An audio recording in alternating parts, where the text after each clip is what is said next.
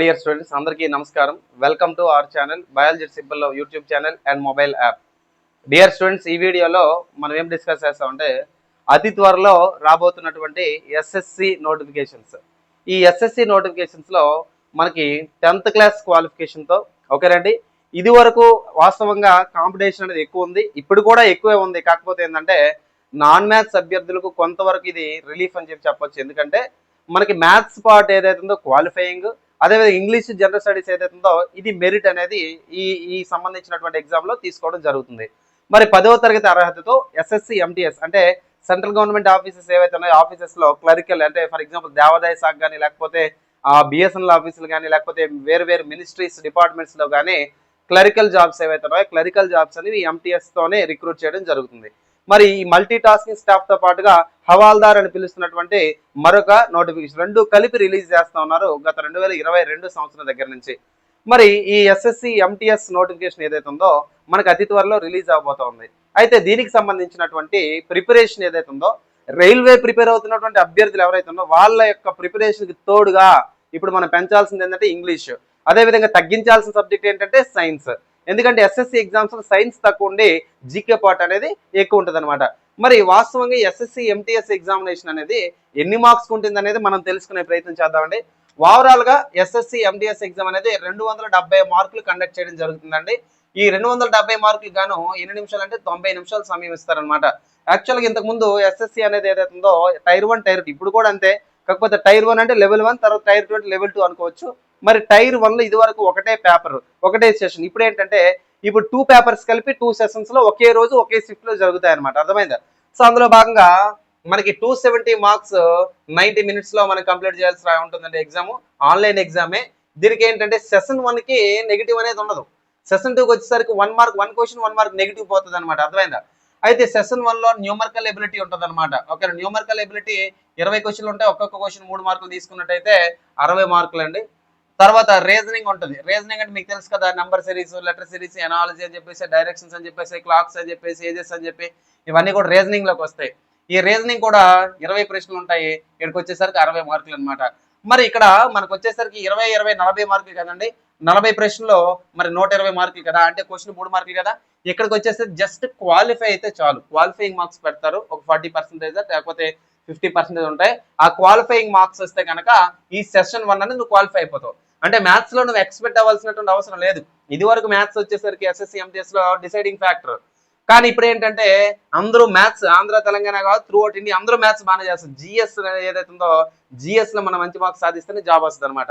ఇది క్వాలిఫైయింగ్. మరి సెషన్ 2 అదే షిఫ్ట్ లో అదే ఎగ్జామినేషన్ సెంటర్ లో అదే టైంలో 2 సెషన్లు ఉన్నాయి కదా.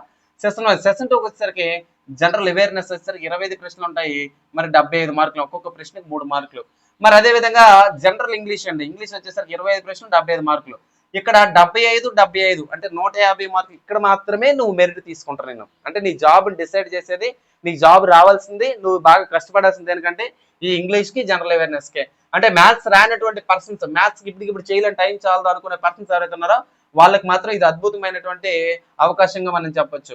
సో ఇంగ్లీషు, జనరల్ అవేర్నెస్ కొడితే కనుక మనకి జాబ్ ఈజీగా కొట్టేదానికి అవకాశం ఉంది. ఇది బేసిక్ శాలరీ వచ్చేసరికి సెలెక్ట్ అయినప్పుడు శాలరీ 18,500 దగ్గర నుంచి 22,000 దాకా ఉంటుంది అనమాట. అయితే జాబ్ ప్రొఫైల్ మాత్రం చాలా బాగుంటుందండి. వాస్తవంగా చూడండి, ఎంత ఉద్యోగం అనేది ఎంత పెద్ద ఉద్యోగానికి వెళ్తుంటే అంత ఎక్కువ ప్రెజర్ అనేది వాస్తవానికి పెరుగుతూ ఉంటుంది అనమాట. ఫర్ ఎగ్జాంపుల్ గ్రూప్ 1 కానీ, గ్రూప్ 2 కానీ ఇలాంటి జాబ్స్ ఏవి తీసుకున్నా కానీ వాస్తవానికి కాస్త ప్రెజర్ ఉంటుంది. హోదా ఉన్నప్పుడు కాస్త ప్రెజర్ ఉంటుంది అనమాట. కానీ ఎలాంటి ప్రెజర్ లేకుండా ప్రశాంతంగా ఆఫీస్కి వెళ్ళి ఆఫీస్ దగ్గర నుంచి వచ్చేసి ఉద్యోగాలు ఏమైనా ఉన్నాయంటే ఎస్ఎస్సి డిపార్ట్మెంట్లో ఈ ఎంటీఎస్, సిహెచ్ఎస్ఎల్. ఈ సిహెచ్ఎస్ఎల్ సమ్వాట్ వర్క్ ఉంటుంది కానీ ఎంటీఎస్ పర్లేదు, కాస్త ప్రశాంతంగా ఉండొచ్చు అనమాట. 18 నుంచి 22,000 జీతం ఉంటుంది స్టార్టింగ్లో. మరి ఇది 5 సంవత్సరాలు దాటితే 38,000 పైగా జీతం అనేది అందుకోవచ్చు. ట్రావెలింగ్ ఎలవెన్స్ ఇస్తారు మీకు, అన్ని రకాల ఎలవెన్స్లు ఇస్తారు మీకు. ఓకేనా, హౌస్ రెంట్ కూడా మీకు పే చేస్తుంది అనమాట. అర్థమైందా? సో ఈ జాబ్లో సెలెక్ట్ అయిన వాళ్ళకి హౌస్ రెంట్ పేమెంట్స్ కూడా మొత్తం అన్నీ వస్తాయి. అన్ని అలవెన్స్లు ఇస్తూ నీకు 18 నుంచి 22,000 శాలరీ అనేది ఉంటుంది అనమాట. అంటే 22 కాకుండా నీకు ఎలవెన్స్లు వస్తాయి అనమాట. అర్థమైందా? సో ఈ జాబ్ అనేది ఒకటి. మరి ఈ జాబ్ లొకేషన్ ఎక్కడంటే మన ఇండియాలోనే. ఇండియాలోకి వచ్చేసరికి మోస్ట్లీ మన ఆంధ్ర అంటే ఆంధ్ర, తెలంగాణలో ఎక్కువగా ఇచ్చేదానికి అవకాశం ఉంటాయి. ఎక్కువగా దేవాదాయ శాఖ అంటే ఫర్ ఎగ్జాంపుల్ అమ్మవారి దేవస్థానం విజయనగరం ఉంది. విజయనగరం అమ్మవారి దేవస్థానంలో టికెట్స్ ఇస్తూ ఉంటారు అనమాట. ఓకేనా, కౌంటర్లో కూర్చొని టికెట్స్ ఇస్తారు. ఓకే, వాళ్ళు కూడా ఎస్ఎస్సి ఎంటీఎస్ సంబంధించినటువంటి ఉద్యోగస్తులే. Central government office, BSNL office ఉంటాయి. ఇప్పుడు ఈవినింగ్ ఆఫీస్ అయిపోయిన తర్వాత రికార్డ్స్ అన్ని క్లోజ్ చేయడం, డోర్స్ క్లోజ్ చేయడం, సిస్టమ్స్ అన్ని షట్ డౌన్ చేయడం, ఒక మార్నింగ్ మళ్ళీ doors open office first open చేసి రెడీగా ఉంచుతాం కదా, ఇవన్నీ ఎంటీఎస్ జాబ్సే. అయితే ఎంటీఎస్ ఒకసారి ఏదో ఒక చిన్న ఉద్యోగంలోకి వెళ్ళిన తర్వాత పెద్ద ఉద్యోగం సిహెచ్ఎస్ఎల్ సిజిఎల్ వైపు వెళ్ళేదానికి, లేకపోతే రైల్వే లాంటి పరీక్షలు ప్రిపేర్ అవడానికి ఎక్కువ సమయం దొరికే ఉద్యోగం అనమాట. ఇది అర్థమైందా? కాబట్టి అందరికీ ఒక అద్భుతమైనటువంటి అవకాశం. కాంపిటీషన్ ఎక్కువే, ఉద్యోగాల సంఖ్య తక్కువైనప్పటికీ కాంపిటీషన్ అనేది ఎక్కువే ఉంటుంది అనమాట. మంచి జాబ్స్, బాగా డిమాండ్ ఉన్నటువంటి జాబ్స్ ఇవి. స్టేట్ వైజ్ పోస్టులు అనేవి అనౌన్స్ చేయడం జరుగుతుంది. అదేవిధంగా 90 ప్రశ్నల్లో 270 మార్క్ 90 నిమిషాలు ఉన్నాయి కదా. మరి సిలబస్ ఏంటి? ఫస్ట్ ఆఫ్ ఆల్ సిలబస్ని తెలుసుకోవాలి. ఎస్ఎస్సి ఎంటీఎస్లోనే మన న్యూమరికల్ యాప్టిట్యూడ్ నుంచి సిలబస్ ఏంటంటే మ్యాథ్స్కి వచ్చేసరికి ఇంటిజర్స్, హోల్ నెంబర్స్, ఇవన్నీ కూడా బేసికల్గా మనకి 6th క్లాస్ నుంచి 10th క్లాస్ ఎన్సీఆర్టీ మ్యాథ్స్ పుస్తకాలు ఏవైతే ఉన్నాయో ఇవి సాల్వ్ చేస్తే సరిపోద్ది. లేదనుకుంటే మ్యాథ్స్కి సంబంధించి ఒక ప్రాపర్ బుక్స్ అనే మనకు కావాలంటే ఆర్ఎస్ అగర్వాల్ కానీ లేదా కిరణ్ పబ్లికేషన్స్కి సంబంధించి పుస్తకాలు మనం ఫాలో అయితే సరిపోద్ది అనమాట ఈ మ్యాథ్స్కి. Okay, basic maths 10th class లెవెల్లో ఉంటాయి, కాకపోతే కాస్త అప్లికేషన్ లెవెల్, ఎందుకంటే కాంపిటేటివ్ ఎగ్జామ్ కదా ఇది. ఓకేనా? మరి తర్వాత ఎల్సిఎం, హెచ్సిఎఫ్ ఇది కూడా ఏంటంటే మనకి 7వ తరగతిలో ఎన్సీఆర్టీలో ఉంటాయి. డెసిమల్స్, ఫ్రాక్షన్స్ ఇవి కూడా 6వ తరగతిలో ఉంటాయి. కానీ కాస్త లెవెల్ పెరుగుతుంది అన్నమాట ఎగ్జామ్ పాయింట్ ఆఫ్ వ్యూలో. తర్వాత రిలేషన్షిప్ బిట్వీన్ నెంబర్స్ ఇది కూడా 7వ తరగతిలో ఉంటుంది అనమాట. తర్వాత ఫండమెంటల్ ఆపరేషన్స్ 6వ తరగతిలో ఉంటుంది. బాడ్మాస్ రూల్ 6వ తరగతిలో ఉంటుంది. పర్సంటేజెస్, రేషియో ప్రపోర్షన్, పర్సంటేజ్ అంటే శాతాలు, రేషియో ప్రపోర్షన్ అంటే నిష్పత్తి అనుపాతం, వర్క్ అండ్ టైమ్, ఓకేనా, ఇక్కడ పని మరియు కాలము. అదేవిధంగా ప్రపోర్షన్స్ ఉంటాయి కదా, రేషియోస్ ఉంటాయి కదా, రేషియోస్ సంబంధించి.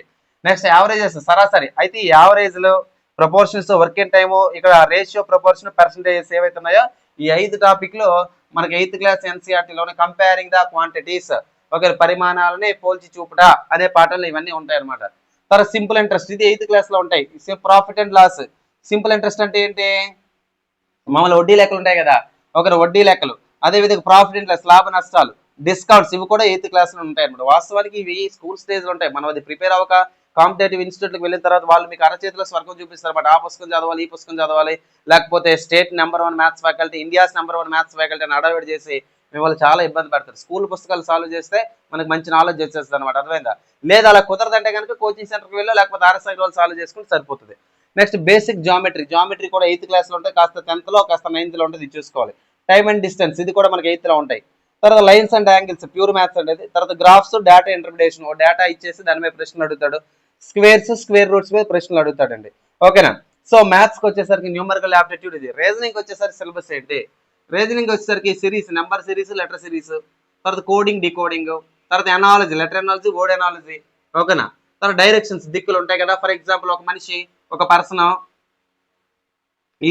ఈస్ట్ డైరెక్షన్లో రైట్కి తిరిగి, మళ్ళీ లెఫ్ట్ తిరిగి, మళ్ళీ లెఫ్ట్ తిరిగి, మళ్ళీ లెఫ్ట్ తిరిగి, మళ్ళీ రైట్ తిరిగి, మళ్ళీ లెఫ్ట్ తిరిగితే ఈస్ట్కి ఏ డైరెక్షన్ ఉన్నాడు అడుగుతారు. చూసారా?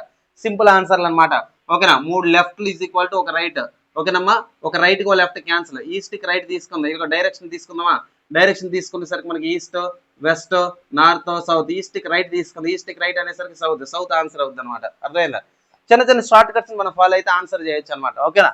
అట్లా అదేవిధంగా సిమిలారిటీస్, డిఫరెన్సెస్ అంటే పోలికలు, నెంబర్ల మధ్య పోలికలు. Next jumbling series, problem solving, analysis, data ఇంటర్ప్రిటేషన్లోకి వస్తాయి అనమాట. తర్వాత నాన్ వెర్బల్ పార్ట్ ఉంటుంది, నాన్ వెర్బల్ రీజనింగ్ అంతా చేయాల్సిన ఆర్ఎస్ అగర్వాల్ పుస్తకం ఫాలో అయితే సరిపోద్ది, కొత్త సిరీస్ పుస్తకం. ఇది యాక్చువల్గా ఇదంతా కూడా క్వాలిఫైయింగ్ నేచర్ అన్నాను, అవునా?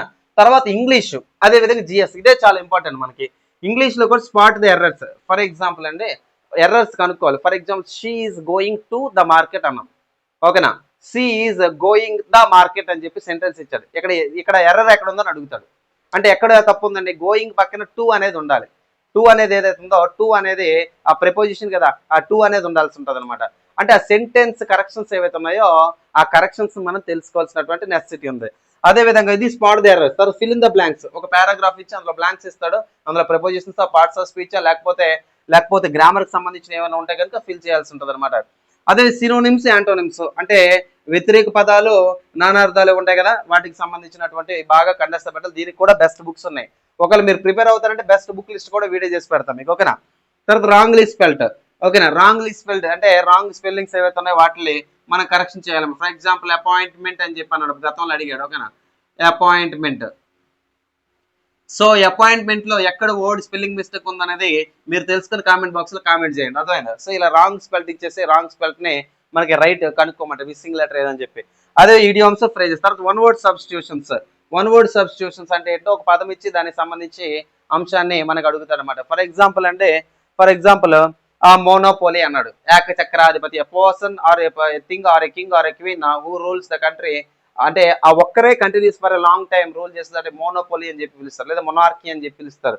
సో అలాంటి వన్ వర్డ్స్ ఆఫ్. తర్వాత ఇంప్రూవ్మెంట్ ఆఫ్ సెంటెన్స్ ఇచ్చి దాన్ని ఇంప్రూవ్ చేయాలి, అంటే డైరెక్ట్ ఇండైరెక్ట్ స్పీచ్ లేకపోతే ఆ వర్డ్ ని ఎలా మనం సెంటెన్స్ ఆటలో పెట్టాలి చెప్పాలి. ఇంగ్లీష్ అనేది చాలా క్రూషియల్ రోల్ ప్లే చేస్తారు. తెలుగు మీడియం అభ్యర్థులు నిజంగా ఉద్యోగం కొట్టాలంటే మ్యాథ్స్ చేస్తే ఇది వరకు చాలా ఇప్పటిలాగా ఇప్పుడైతే ఖచ్చితంగా ఇంగ్లీష్ నేర్చుకోవాలి. మరి కాంప్రహెన్షన్ ప్యాసేజెస్, ఒక కాంప్రహెన్షన్ ఇస్తాడు, దాని నుంచి క్వశ్చన్స్ అడుగుతాడు. ఓకే, ఇక్కడ దాకా ఓకే. మరి జనరల్ అవేర్నెస్ జాగ్రత్తగా వినండి. జనరల్ అవేర్నెస్ సిలబస్ ఏంటండి? హిస్టరీ చదవాలి, ఎకానమీ చదవాలి, పాలిటీ జాగ్రఫీ చదవాలి, ఫిజిక్స్ కెమిస్ట్రీ బయాలజీ చదవాలి, జీకే కరెంట్ అఫైర్స్ చదవాలి. ముందుగా చెప్తున్నాను, మీ ఎగ్జామ్ పాయింట్ ఆఫ్ వ్యూలో జనరల్ సైన్స్ పక్కన పెట్టేసాను, ఫిజిక్స్ కెమిస్ట్రీ బయాలజీ పక్కన పెట్టేసేయాలి ఖచ్చితంగా. ఎందుకంటే దీనికి 1 లేదా 2 క్వశ్చన్ ఇస్తాడు, దీని మీద మనం ఎక్కువ ఫోకస్ చేయకూడదు. ఇక్కడ హిస్టరీ నుంచి ఖచ్చితంగా 1 నుంచి 2 ప్రశ్నలు ఉంటాయి, ఎకానమీ నుంచి 1 ఉంటాయి, పాలిటీ నుంచి 2 ఉంటాయి, జాగ్రఫీ నుంచి అయితే 3 ఉంటాయి. 3, 2, 5, 6, 6, 8 అయ్యి. మరి మనకి జనరల్ అవేర్నెస్ అనేది మనకి ఎన్ని మార్కులకు వచ్చేసరికి 25 మార్కులు కదా. సో 8 అయ్యాయి. తర్వాత జీకే నుంచి ప్రశ్నలు ఉంటాయండి, జీకే నుంచి 7 నుంచి 8 ప్రశ్నలు ఉంటాయి, కరెంట్ అఫైర్స్ 6 ప్రశ్నలు దాకా ఉంటాయి అనమాట. అంటే జీకే మీద బాగా ఫోకస్. జీకేలోనే టాప్ 20 టాపిక్స్ ఉన్నాయి. ఆ టాపిక్స్ ఏవి ఎలా చదవాలనేది నెక్స్ట్ వీడియోలో చేసి పెడతారు. జీకేలో ఏ టాపిక్స్ చదవాలి ఏంటి, కరెంట్ అఫైర్స్ ఏ టాపిక్ చదవాలి ఏంటి, మీకు వీడియో కావాలంటే కామెంట్ బాక్స్ లో కామెంట్ పెట్టండి, ఖచ్చితంగా కామెంట్ పెడితే కనుక రెస్పాండ్ అయ్యే పరిస్థితి అనేది ఉంటుంది. ఓకేనా? అదే విధంగా ఈ ఎస్ఎస్సి ఎంటీఎస్ కి మీకు ఈ జనరల్ అవేర్స్ టోటల్ గా మీకు ఏమన్నా కానీ టోటల్ సిలబస్ ఒక బిట్ కూడా మిస్ కాకుండా మ్యాక్సిమం 25 ప్రశ్నల్లో ఒక 22 బిట్స్ కవర్ అయ్యే విధంగా మీకు పీడిఎఫ్స్ అనేది తయారు చేస్తున్నాం. ఓకేనా? అంతా తయారు చేసిన తర్వాతే లాంచ్ చేస్తాము. ఓకేనా? సో దాని గురించి తర్వాత మనం మాట్లాడుకుందాం. పీడిఎఫ్స్ కావాలన్నా కానీ కామెంట్ బాక్స్ లో కామెంట్ పెట్టండి. ఓకేనమ్మా?